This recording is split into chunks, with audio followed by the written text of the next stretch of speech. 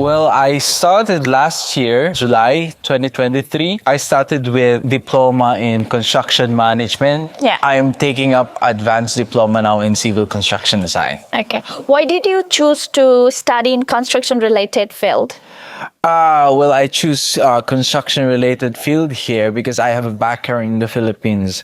I am actually a civil engineer back in the Philippines, working in the construction management and civil engineering stuff in the Philippines for 7 years prior to coming here. How is your experience so far studying with Everthought College of Construction? Every experience I have with Everton is really great. You know, they really taught me well, especially with the regulations, staff, standards here, particularly in Australia, because my background, as I have said, is in the Philippines, which is a bit different, but kind of the same. It's just about some technicalities.